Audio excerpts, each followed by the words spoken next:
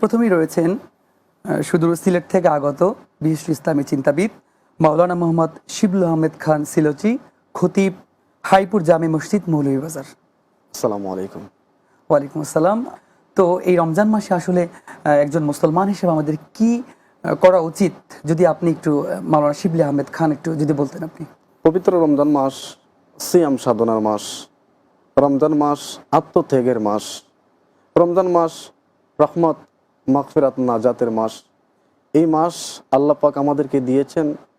এই মাসে আল্লাহর রেজামন্দি হাসিল করে, আল্লাহর শুকুর গুজার করে, সহি সালামতে খুশু খুজুর সাথে আল্লাহর ইবাদত বন্দেগী করে, আল্লাহর নৈকট্য হাসিল করে আমরা দুনিয়া আখিরাতের কামিয়াবি দানের জন্য রমজান মাস আমাদের জন্য এক অফারের মাস, যেটাকে অনেক ইতিহাসবিদগণ বলেন যে বসন্তকাল। রমজান ইবাদতের বসন্তকাল। আমি আমার দিনী ভাই বোনদেরকে বলবো, আমরা অনেক কষ্ট করে সিয়াম সাধনার মাসে রোজা রাখি, আমরা রমাদান পালন করি, কিন্তু অনেকেই আমরা জানি না এই রমাদান মাসে আমাদের করণীয় বর্জনীয় অনেক কিছু আছে। আমরা আমল করি ঠিকই, কিন্তু আমাদের অনেক অজানা বেখিয়ালির কারণে আমাদের আমলগুলা বিফল চলে যায়। আমি আপনাদের সামনে সর্বপ্রথম যে বিষয়টা তুলে ধরব, রমজান মাসের করণীয় বিষয়। আল্লাহ পাক কোরআনে পাকের সূরা বাকারার 183 নম্বর আয়াতের মধ্যে বলেন, ইয়া আইয়ুহাল্লাযীনা আমানু কুতিবা আলাইকুমুস সিয়ামু কামা কুতিবা আলাল্লাযীনা মিন ক্বাবলিকুম লাআল্লাকুম তাত্তাকুন। আল্লাহ পাক বলেন, হে ঈমানদারের দলেরা বা হে ঈমানদারেরা, আমি তোমাদের জন্য সিয়াম রোজা ফরজ করেছি। তোমরা যদি মনে করো যে শুধু তোমাদের জন্য ফরজ করেছি, না, কুতিবা আলাইকুমুস সিয়ামু কামা কুতিবা আলাল্লাযীনা, আমি তোমাদের পূর্বে যাদেরকে পৃথিবীতে পাঠিয়েছি তাদের উপর ফরজ করেছি। সুতরাং তোমরা আমার এই সিয়াম, এই রোজাটা পালন করবা, ফলে তোমরা মুত্তাকি হতে পারবা, পরহেজগারিতা অর্জন করতে পারবা। আমার দিনী ভাই বোনদের কাছে আমার উদারত আহ্বান, এই রমজান মাস 12টি মাসের মধ্যে একটা মাসই আসে, আর তাও কিভাবে আসে? আমাদের জন্য রহমত মাগফিরাত নাজাত নিয়ে আসে। নবী আমার হাদিসে পাকের মধ্যে বলেন, সহিহ বুখারী শরীফের হাদিস, আল্লাহ পাক হাদিসে কুদসিতে বলেন, কুল্লু বানি আদম কুল্লু আমালি আদম ইল্লা সিয়াম, বনি আদমের সকল নেক আমল তার নিজের জন্য, ইল্লা সিয়াম, শুধু রোজা রমাদান শুধু আমার জন্য। সুবহানাল্লাহ। বুখারী শরীফের মধ্যে ইমাম বুখারী সুতরাং আমি এই সিয়ামের, এই রোজার কাফারা, এই রোজার প্রতিদান আমি নিজেই দান করবো। সুবহানাল্লাহ। আল্লাহ কত সুন্দর প্রতিশ্রুতি আমাদেরকে দিয়েছেন। শুধু তাই নয়, আমরা এই সিয়ামে রমজানে আমাদের করণীয়, আমরা যে অবস্থাতেই থাকি, আল্লাহ পাক আমাদের শরীরে রোজা রাখার সামর্থ্য শক্তি থাকা অবস্থায় আমরা কোনোভাবেই এই রোজা আমরা পরিত্যাগ করতে পারবো না। আমাদেরকে করণীয় রোজা রাখতেই হবে এই রমজান মাসে। দ্বিতীয় নম্বর, আমরা এই রমজান মাসে আমাদের করণীয়, আমরা তারাবির নামাজ পড়ব। কারণ নবী বুখারী শরীফের মধ্যে আন আবি হুরায়রা রাদিয়াল্লাহু তাআলা قال رسول الله صلى الله عليه وسلم من قام رمضان ايمانا واحتسابا غفر له ما تقدم من ذنبه। সুবহানাল্লাহ।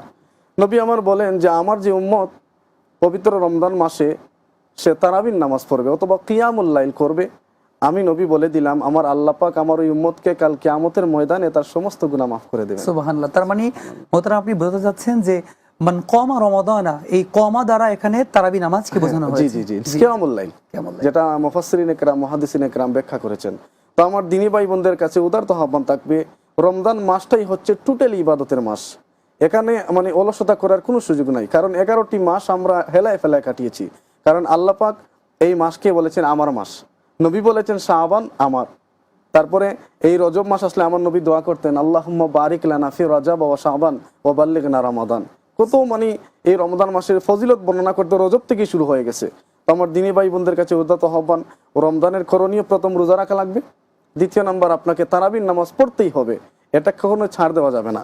তৃতীয় নম্বর যে কাজটা হবে, আপনাকে এই কোরআন তিলাওয়াত করতে হবে। যেহেতু এই মাসটা শাহরু রমাদান আল্লাযী কোরআন, এই মাসটাই কোরআন তিলাওয়াতের মাস, কারণ এই মাসেই কোরআন নাজিল হয়েছে। ইন্না আনজালনাহু ফি লাইলাতিল কদর। কারণ এই মাসের শান শৌকত বর্ণনা মর্যাদা আমরা করে শেষ করতে পারবো না। শুধু আপনাদের বোঝানোর জন্যই আমরা আজকে এই কথাগুলো বলছি, কারণ হেলায় ফেলায় আপনি সময়টা নষ্ট করবেন না। কোরআন তিলাওয়াতের মাধ্যমে আপনি নিজে কোরআন তিলাওয়াত করবেন, আপনার মা বাপ, আপনার ছেলে মেয়ে, আপনার ভাই বোন, তাদেরকে কোরআন তিলাওয়াত করতে উৎসাহিত করবেন, আপনি নিজে শিখাবেন। কারণ নবী বলছেন খায়রুকুম মান তাআল্লামাল কুরআন ওয়া আল্লামাহু। কত ফজিলত। নবী বলছেন যে আমার কোরআন শিক্ষা করে, অন্যকে কোরআন শিক্ষা দেয়, তার চাইতে উত্তম মানুষ আমি আমার উম্মতের মধ্যে আমি কাউকে দেখি না। সুবহানাল্লাহ। সুবহানাল্লাহ। ধন্যবাদ মোহতারাম, আপনি অত্যন্ত চমৎকার ভাবে বলছিলেন রমজানে আমাদের আপনাকেও করণীয়। ধন্যবাদ। আমরা মাওলানা শিবলি আহমেদ খান আপনার কাছ থেকে শুনবো, এই পবিত্র মাহে রমজান আসলে আমরা দেখতে পাই যে অনেকেই তাদের যেই খারাপ অভ্যাসগুলো রয়েছে সেখান থেকে অনেক সময় তারা বেরিয়ে আসতে পারে না। যেমনটা আমাদের ওসমানী ভাই বললেন যে ওনারা ইফতারির পরেই ওনাদের খারাপ যেই রাজাইলগুলো আছে, কুরিপুগুলো আছে, সেগুলো ওনারা কন্টিনিউ করার চেষ্টা করে। তো এই ক্ষেত্রে আসলে কোরআন কি বলে কিংবা ইসলামী শরিয়া কি বলে যে রমজানে আসলো সে তার খারাপ অভ্যাসগুলি পরিত্যাগ করতে পারলো না, আসলে কিভাবে এই কি কাজগুলো, এমন কি কাজ আছে যে কাজগুলো আমাদের বর্জন করা উচিত রমজানে বিশেষ করে? রাসূল পাক সাল্লাল্লাহু আলাইহি ওয়াসাল্লাম বহু হাদিসের মধ্যে বলেছেন যে রমজান মাস আসলে মানুষের গুনাহ যেমনিভাবে শীতের সিজনে গাছের পাতাগুলো ঝরে পড়ে, ঠিক তেমনি বান্দা আমার মুমিন উম্মতি নেক আমলের মাধ্যমে তার গুনাহ ঝরে যায়। কিন্তু কাদের গুনাহ ঝরে যায়? যাদের তাকওয়া আছে। এই জন্য তো আল্লাহ বলছেন সূরা বাকারার মধ্যে ইয়া আইয়ুহাল্লাযিনা আমানু কুতিবা আলাইকুমুস সিয়ামু কামা কুতিবা আলাল্লাযিনা মিন ক্বাবলিকুম লাআল্লাকুম তাত্তাকুন, মানে তোমরা যাতে পরহেজগারি অর্জন করতে পারো। আসলে রমজান আসলে অনেকে পরহেজগারি এই বিষয়টা বুঝে না, কারণ না বুঝার আরো কয়েকটা কারণ আছে। কারণ তাদের অন্তরের মধ্যে আল্লাহর ভয় নাই, যে এই রমজান মাস আসছে আমি শুধু আমার আগের জীবনের মতোই চললাম, আমার একটা বড় চিন্তা আসলো না যে আমি মারা যাব, আমার কবর আছে, আমার হাসর আছে, আমাকে নবীর দরবারে হাজির হতে হবে, আমাকে আল্লাহর সামনে সম্মুখীন হতে হবে। এই বিষয়টা যাদের অন্তরে নাই তারা রমজান মাস নয়, তারা যদি সারা জিন্দগিতেও সিয়াম পালন করে বা নাই করে তারপর তাদের হেদায়েত হবে না, কারণ তাদের অন্তরে আল্লাহর ভয় নাই। আর যাদের অন্তরে আল্লাহর ভয় আছে, ঈমানান ওয়া ইহতিসাবান গুফিরা লাহু মা তাকাদ্দামা মিন যামবি, ঈমান সহকারে আল্লাহর ভয় নিয়ে নবীর আদর্শকে লালন করে যারা সিয়াম পালন করে তারাই কিন্তু এই সিয়ামেই তাদেরকে আল্লাহ মাফ করে দেবেন। এই বিষয়টাই হচ্ছে সবচেয়ে বড়। আর যদি আল্লাহর ভয় না থাকে অন্তরে, কবরের খারাপ কাজ করবে, অবশ্যই করবে, কারণ শয়তান তার সাথে আছে, অস্ত্রতা দিবে। বিগত 11 মাস দিয়েছে, আর এই 1 মাস যদি সে নাও দেয় 11 মাসের ঠেলায় তার ওই 1 মাস চলে যাবে।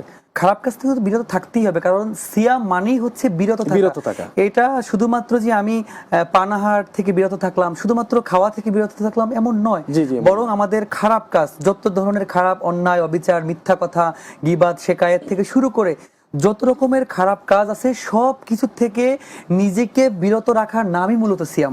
সিয়াম, এটাই তো, এটাই সিয়ামের হাকিকত তো এটাই। যদিও বাহ্যিকভাবে আমাদের পানাহার সূর্যোদয় থেকে সুবে থেকে সূর্যাস্ত পর্যন্ত যাবতীয় পানাহার থেকে বিরত থাকা। জি শেখ, আমি এক্ষেত্রে একটা কথা বলতে পারি, যেমন রোজা এবং সিয়াম কিন্তু দুইটার সাথে বিস্তর ফারাক। যেমন হিন্দুরা কিন্তু রোজা পালন করে, রোজা মানে বিরত, রোজা মানে উপবাস, রোজা মানে উপবাস থাকা। রোজা আর সিয়ামের ভিতরে তফাৎ হলো এটাই, সিয়াম মানে সকল প্রকারের অনৈতিক, ইসলাম যেগুলিকে নিষিদ্ধ করেছেন সমস্ত নিষিদ্ধ কাজ থেকে নিজেকে বিরত রাখা। জি মোহতারাম, আমি এটাই বলছিলাম যে আমরা সিয়াম একজন মুসলমান হিসেবে যত রকমের খারাপ কাজ আছে সবগুলোর থেকে নিজেকে পরহেজ মানে নিজেকে বিরত রাখার নামই মূলত সিয়াম। যখন সে সম্পূর্ণ খারাপ কাজ থেকে নিজেকে বিরত রাখতে পারবে তখন সে সায়েম হবে একজন। অবশ্যই। শিবলু ভাই, আপনি অল্প একদমই খুব সামান্য সময় যদি একটু বলতেন যে দর্শকরা আমাদের এই যে রমজানের মধ্যে তাদের আমলগুলো পরিশুদ্ধ করার জন্য আর কি করা দরকার একটু। সুপ্রিয় দিনী ভাই বোনদেরকে বলবো, রমজান মাস পুরোটা মাস ইবাদতের মাস। এই মাসে আপনি আরো 2টা জিনিস অ্যাড করতে পারেন। সব সময় আপনাকে বেশি বেশি করে ইস্তেগফার করতে হবে সব সময়, যে আল্লাহ আমি আমার বিগত জীবনে অনেক গুনাহ করেছি, আল্লাহ আপনি কত গুনাহ করেছি, মাওলা সবই তুমি দেখেছো, আর কেউ দেখে নাই। এই রমজান মাসকে সামনে রেখে আমি খাস তওবা করি, যেমন আল্লাহ কোরআনে বলেন তাহরিমে ইয়া আইয়ুহাল্লাযিনা আমানু তুবু ইলাল্লাহি তাওবাতান নাসুহা, যে তওবা করলে আল্লাহ কোন মুমিন বান্দাবান্দিকে ফেরত দেবেন না।